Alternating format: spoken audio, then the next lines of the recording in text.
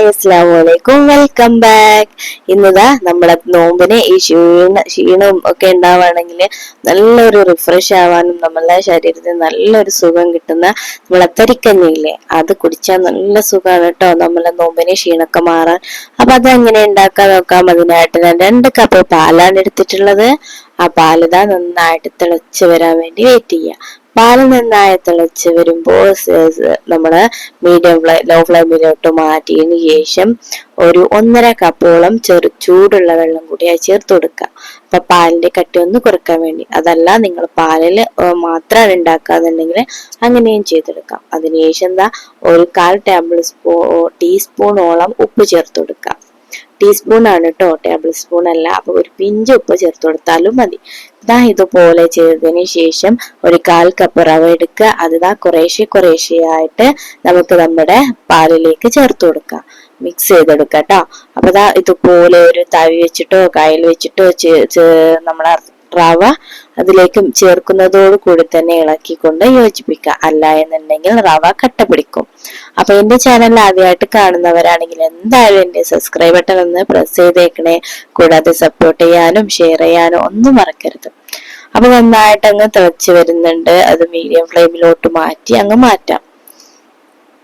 റവയ്ക്ക് എന്ത് വരുമ്പോ നമ്മൾ ഇതിലേക്ക് ഒരു ഫ്രൈ പാൻ വെച്ച് കൊടുത്തിട്ടുണ്ട്. അതിലേക്ക് മിൽമ നെയ്യില്ലേ, നല്ല നെയ്യ്, അതൊരു 2 ടേബിൾ സ്പൂണോളം ചേർത്ത് കൊടുക്കുക. അതിനുശേഷം നെയ്യ് ചൂടായി വരുമ്പോ ചെറിയ ഉള്ളില്ലേ, ഒരു 3 ചെറിയ ഉള്ളി നന്നായിട്ട് ചെറുതായിട്ട് അരിഞ്ഞു വെച്ചിട്ടുണ്ട്. അത് ഇതിലേക്കിട്ട് നന്നായിട്ട് മൂപ്പിച്ചെടുക്കാം. അപ്പൊ നന്നായിട്ട് മൂത്തന്നെ വരണം, അത് കരിയാൻ പാടില്ല കേട്ടോ. എന്റേതൊന്നും കുറച്ചൊന്ന് നിറം മാറി. അപ്പൊ ഇതില് നന്നായിട്ടൊന്ന് മിക്സ് ചെയ്ത് എടുക്കുക. അതിന് ശേഷം റവയ്ക്ക് നന്നായിട്ട് വെന്ത് വന്നിട്ടുണ്ട്. അതിലേക്കൊരു 1/2 കപ്പോളം പഞ്ചസാര കൂടി ചേർത്ത് കൊടുക്കുക. 1/2 കപ്പ് കറക്റ്റ് മധുരമാണ് കേട്ടോ. അപ്പൊ നിങ്ങൾക്ക് വേണമെങ്കിൽ കൂട്ടിയെടുക്കുകയും ചെയ്യാം. ഇതുപോലെ മിക്സ് ചെയ്ത് റെഡി ആക്കി എടുക്കുക. അതിലേക്ക് നമ്മൾ നേരത്തെ ചെറിയ ഉള്ളി മൂപ്പിച്ചത് മാറ്റിയതിനു ശേഷം ആ നെയ്യിലേക്ക് തന്നെ കുറച്ച് അണ്ടിപ്പരിപ്പില്ലേ, അതും ചേർത്ത് കൊടുക്കുക.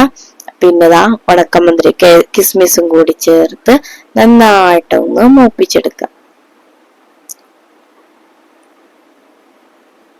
ഇപ്പൊ ഒന്ന് മൂത്ത് വരുമ്പോ നമ്മളെ മുന്തിരിയോട് ഇട്ട് കൊടുത്തു. അതിനുശേഷം നമ്മൾ നേരത്തെ റെഡിയാക്കിയ തരിക്കഞ്ഞിയിലേക്ക് ഇതങ്ങ് ഒഴിച്ചു കൊടുക്കുക. അപ്പൊ നമ്മുടെ ടേസ്റ്റി ആയിട്ടുള്ളതും നല്ല പെട്ടെന്ന് ഉണ്ടാക്കാനും പറ്റിയ തരിക്കഞ്ഞി റെഡി ആയിട്ടുണ്ട്. അപ്പൊ എല്ലാരും ഒന്ന് ട്രൈ ചെയ്യാത്തവരാണെങ്കിൽ ട്രൈ ചെയ്ത് നോക്കുക. കൂടാതെ സപ്പോർട്ട് ചെയ്യാനും ലൈക്ക് ചെയ്യാനും ഒന്നും മറക്കരുത്. ഇത് പെട്ടെന്ന് ഉണ്ടാക്കാനും പറ്റും. നമ്മളെ നോമ്പിന് ഇത് കുടിച്ചാൽ നല്ല ക്ഷീണത്തിനൊക്കെ നല്ല ആശ്വാസം ഉണ്ടാവും. അപ്പൊ എല്ലാരും ഒന്ന് ട്രൈ ചെയ്ത് നോക്കുക. കൂടാതെ എന്റെ ചാനൽ സബ്സ്ക്രൈബ് ചെയ്യാനും മറക്കരുത്. ഇതുപോലെ ഉണ്ടാക്കി നോക്കിയിട്ട് ഫീഡ്ബാക്ക് അറിയിക്കുക. അപ്പൊ പെട്ടെന്ന് ഉണ്ടാക്കാനും പറ്റും. ഇനിയും പുതിയ പുതിയ വീഡിയോസ് ആയിട്ട് വീണ്ടും വരാം. അതുവരെയും സൈനിങ് ഔട്ട്, അസ്നാ സക്കീർ.